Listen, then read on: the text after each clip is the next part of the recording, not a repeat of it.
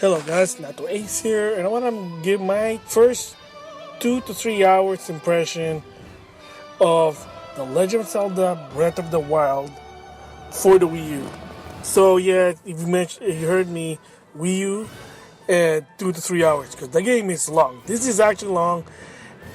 My God, it's all I can say. It's way different than the previous Zelda 3D Zelda game. However, it still have that element, and I'll probably give my review, well not review, my score for this 2 to 3 hours impression. Not get the full game because oh my God, this game is long. I'm still working on it. Because the minute I got this game, boom, that's what it is. I've been playing it. Oh my God. The first thing I want to basically my thoughts of the game. Well, the Breath of the Wild, the Legend of Zelda for the Wii U is, if you have a Wii U, is the very last Wii U game from Nintendo. A published game from Nintendo. That's it. The minute this game came out on March 3rd, done. So there's no more Wii U. Nintendo's done with Wii U. You can understand that. Didn't really help them. They weren't losing money, the direction, the market, whatever. But that's going to be a different story. Maybe I'll talk about that in the future. Again, if you have a Wii U, this is probably your final game that you'll ever going to buy a Nintendo published game. And if you buy a third-party game, then that's a different story. So again, am I sad at the Wii U ending? A bit, but it's written in the wall. The direction was just way left field. Again, different V-block there. So with that, is there a difference between the Switch version? And my personal opinion is, no, there is no difference. The only difference is you can't play it on the go. You're stationed to the console. Again, if you're a person that you want to play it on the plane, in the car, or while you're doing Lyft or Uber, or you're stuck in some appointment or whatever, then maybe the Switch is for you.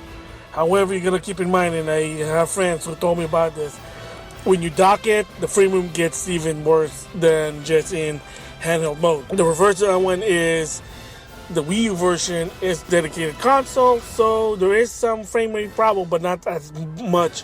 So it depends on your situation preference. But my personal opinion, and even MmGS Extend basically mentioned it in the Backlog Battle podcast, if you have a Wii U and your only sole reason you want to buy a Switch is to get the Breath of the Wild, Zelda, get it for the Wii U.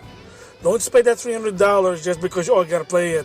Unless you really want to play it on the go and you want to play other games. But if it's just you're buying it because of Zelda and you have a Wii U, just buy it for the Wii U. There's no difference. There is no difference. And as of right now, the Switch doesn't even have achievements or trophies. But if you really want it for the Switch, hey, by all means, I'm not stopping you. I'm just giving my personal opinion. So with that, what I think about the game.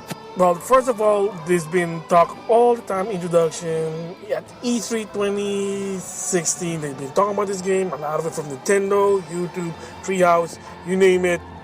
This game is way different than any Zelda game. One, it's open world.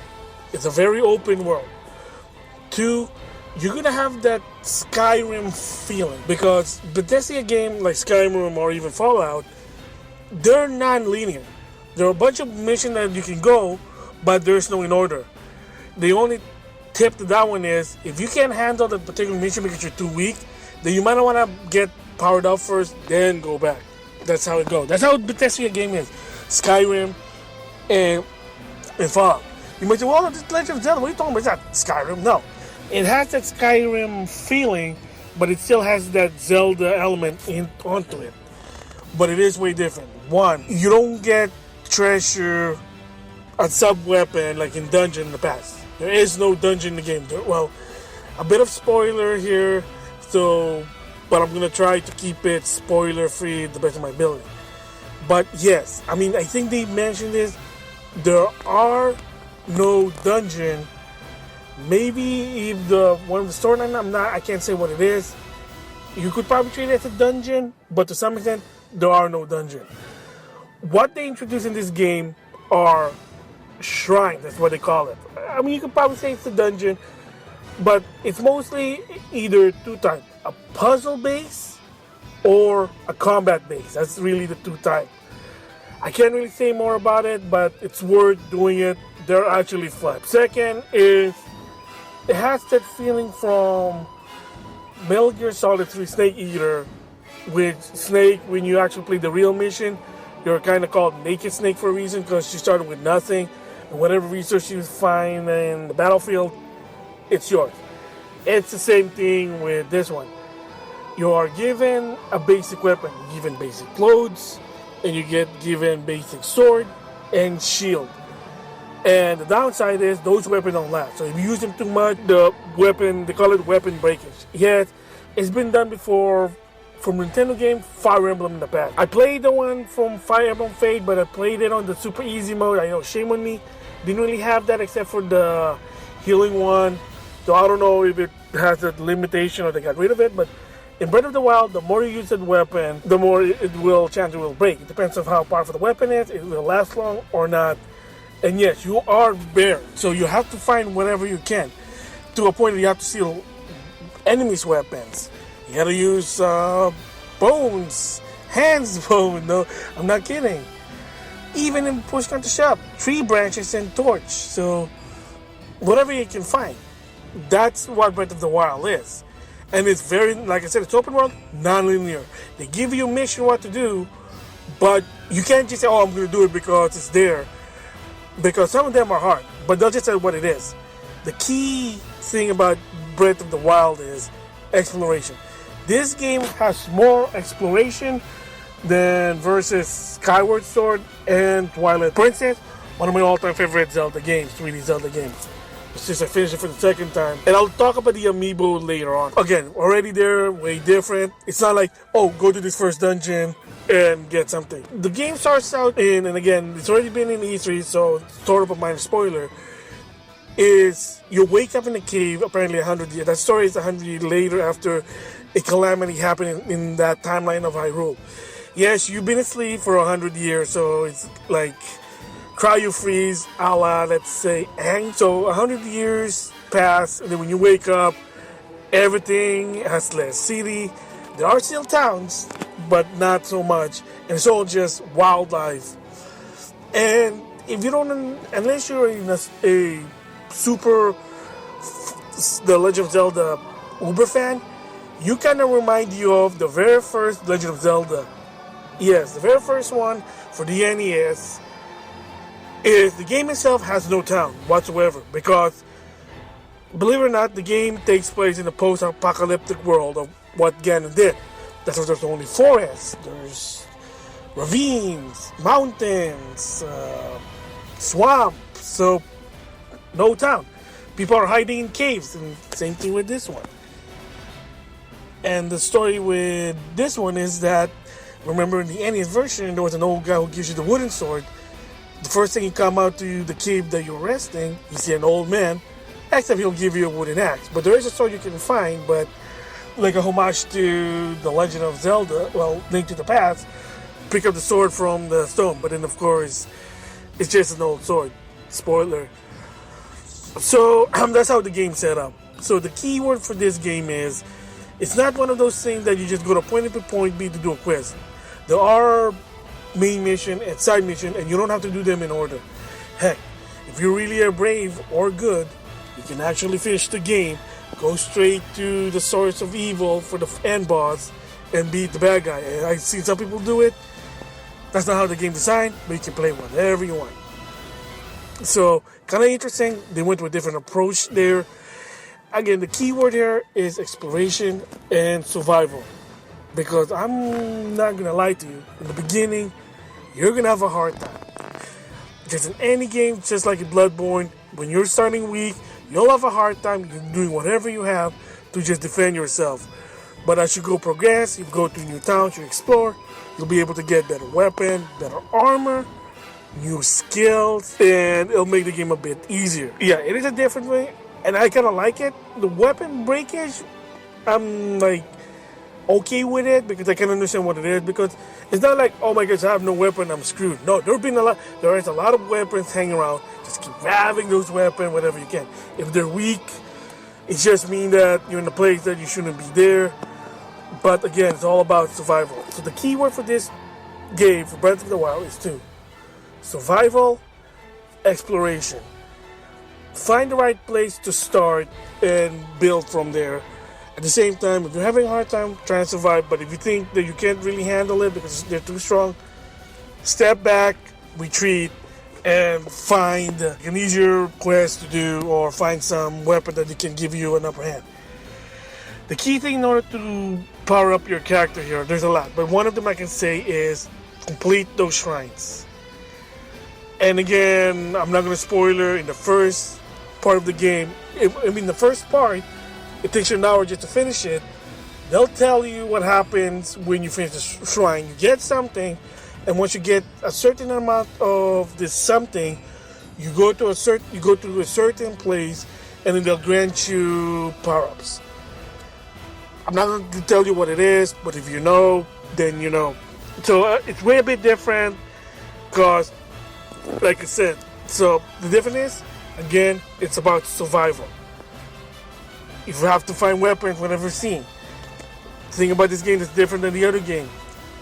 Breaking stuff might find you materials. So the key point here, the new thing they have is materials. You're gonna need materials to basically for cooking, to power up your armor at some certain point, but create some certain weapons. And again, it's very important here. Materials are very important, unlike in previous games. There is no. And the different, I guess you can say word, but different thing about this one than the other Zelda game is, enemies don't drop three main things that mostly in previous games: rupees, arrows, and hearts. Yeah, they do drop materials, but they don't drop those three things from previous game. Arrows are scarcity. You might get lucky and grab some arrows from the enemy, and here's the thing: say, oh shoot, I wasted an arrow. You can actually get that arrow back if you can find it. Rupees are scarcity. They don't drop from the enemy. You have to find a way to make it. You can sell stuff to make some rupees, find them on treasure chests, or side quests. Again, not that easy. And the worst part here, no hearts. You want to survive? You gotta cook. That's one of the most important things. Gotta cook some good food. You can eat the material, but if you write the fine combination of the material and cook it, you can get good refills. So again, the way they plan it is way different, and I'm kind of liking it. Most of the time I spend, and sadly to say, I'm exploring the world, seeing some secret, going to certain places, because you never know what pops out. Way different. I kind of like it. It is a different approach. So one of the questions: should you start to play Zelda with this one? Well, it's hard to say because it's a different approach. Unless you're into Skyrim style, maybe.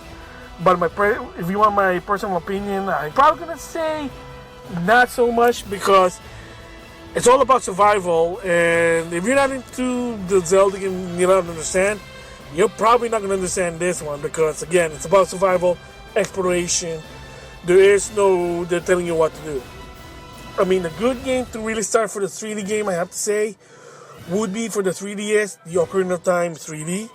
And if you want to go OG, very OG, then go play the Legend of Zelda for the NES. The two, in my opinion, personally, for the 2D one, the Legend of Zelda, the original one, get it for Virtual Console. For the 3D one, I say go with Ocarina of Time. It kind of gives you how it starts. Starting with this one as a new first Zelda game might be tricky, but it is possible. But again, it's way different. Like I said, I'm already 2 to 3 hours. I think 3 hours tops ahead. I'm in a certain area now. Trying to continue saving Hyrule. Again, I can't really do spoilers, sorry. But what would I give this game as of right now is... And I know I probably shouldn't be giving score, but you know what? This again is my own impression. So please don't take it personal. But I have to sort of give it a 9 out of 10. Like, oh, no, you did not do the Nintendo, Bob. You did not give it a perfect score. Again, it's my 2 to 3 hours impression. Not meant the whole review yet. The only reason why I gave it a 9, rather missing that one point. And that is, even so it's fun, even such a different approach, you will, in the beginning, you will die a lot.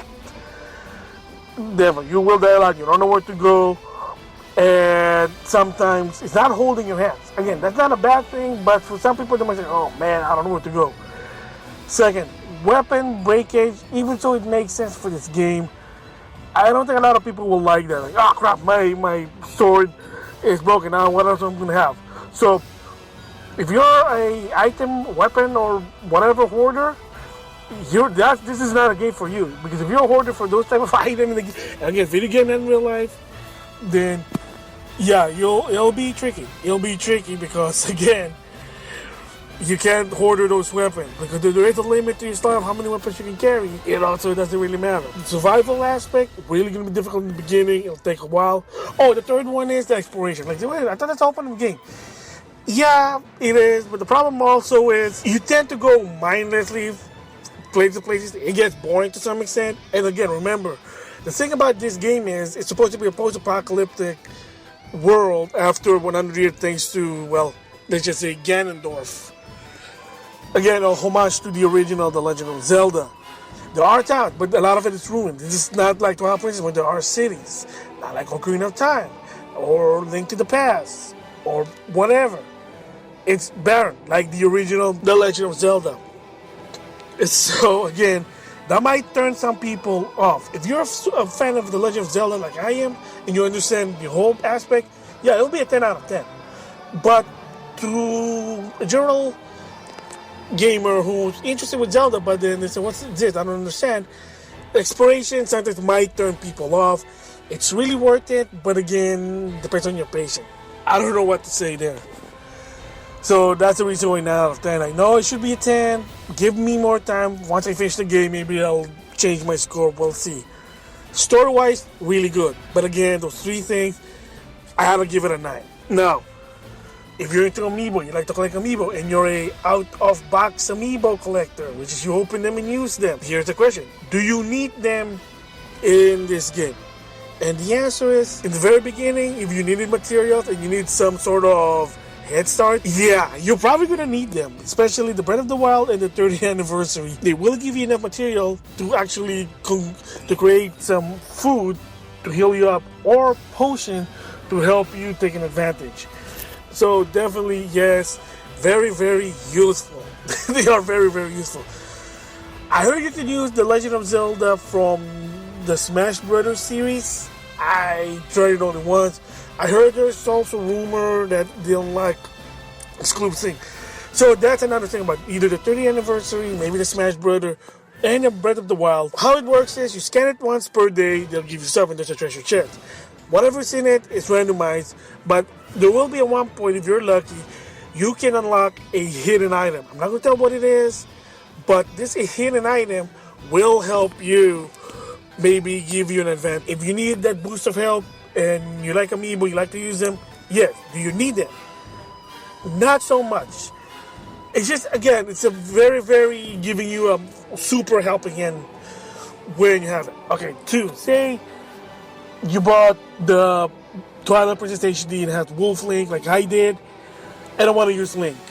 So you play the Shadow of Kate in Twilight Princess, and depends on how many hearts you survive until the end, you can use Wolf Link to help you in the game. Yeah, so you'll be double the Link. You got Link from Breath of the Wild, and well, his Wolf Link in wolf form from Twilight Princess, from a different, I guess, according to the game, spoiler, from a different world.